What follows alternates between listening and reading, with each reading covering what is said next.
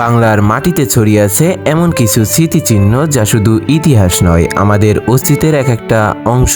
আজ আমি আপনাদের নিয়ে চলেছি চুয়াডাঙ্গার দামুড়দায় এক অসাধারণ জায়গা যার নাম আটচালা ঘর। শুনে সাধারণ মনে হলেও এই ঘরেই থাকতেন আমাদের জাতীয় কবি কাজী নজরুল ইসলাম।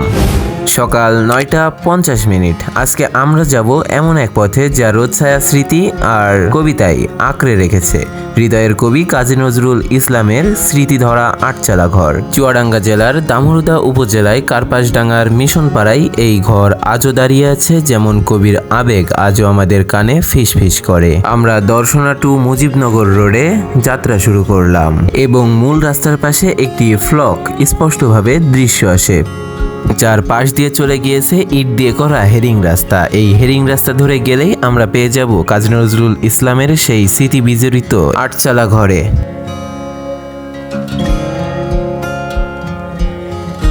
আটচালা ঘরের মালিক তৎকালীন নদিয়া জেলার কংগ্রেস নেতা এবং ভারতের শিমুলিয়া মাধ্যমিক বিদ্যালয়ের প্রাক্তন প্রধান শিক্ষক হর্ষপ্রিয় বিশ্বাস।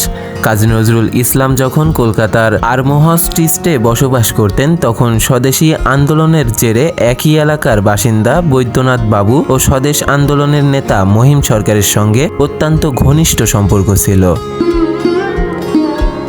1926 ও 1927 সালে তাদের আমন্ত্রণে কার্পাসডাঙ্গায় স্বদেশী আন্দোলনের ইউনিট বাড়াতে কাজী নজরুল ইসলাম সপরিবারে বেড়াতে আসেন। কার্পাসডাঙ্গায় নজরুল স্থানীয় নেতা হর্ষপ্রিয় বিশ্বাসের আটচালা ঘরে আত্মীয়তা গ্রহণ করেছিলেন। 1926 সালে কাজী নজরুল ইসলাম সপরিবারে এখানে 2 মাস অবস্থান করেন। 3 দিনের বেলায় এখানে ঝাউ গাছের নিচে বসে মহিম সরকারের 2 কন্যা আভারানী ও শিউলি রানী কাজী নজরুল ইসলামের কাছে গান শিখতেন। কাজী নজরুল ইসলাম এখানে রচনা করেছিলেন তার বিখ্যাত কিছু ছড়া, কবিতা ও উপন্যাস। তাদের মধ্যে একটি হলো লিচু চোর কবিতা। এছাড়া পদ্মখরা, মৃত্যুক্ষুধা প্রভৃতি রচনাও করেছিলেন এই আটচালা ঘরে। অনেকে ধারণা করেন যে এই এলাকার সামাজিক পরিবেশ হতে কাজী নজরুল ইসলাম রচনাগুলোর বিষয়বস্তু খুঁজে পেয়েছেন। নজরুলের রাজনৈতিক কর্মকাণ্ডেও স্থানটি জড়িত। ব্রিটিশ বিরোধী আন্দোলনে কাজী নজরুল ইসলাম সক্রিয়ভাবে অংশগ্রহণ করেছিলেন।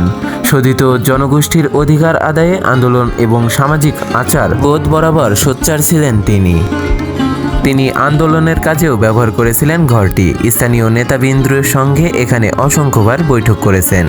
হুলিয়া জারি হলেও তিনি এই বাসায় এসে কয়েকবার অবস্থান নিয়েছিলেন।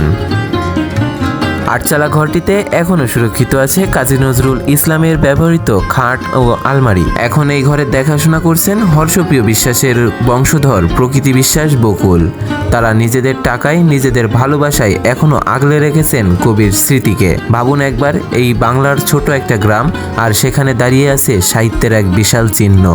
আজকের ভিডিওটা এখানেই শেষ করছি। ভালো লাগলে চ্যানেলটা সাবস্ক্রাইব করে দিন। এমন আরও ভ্রমণ ও ইতিহাস আর আবেগ নিয়ে ফিরবো আবার। সবাই ভালো থাকবেন। আল্লাহ হাফেজ।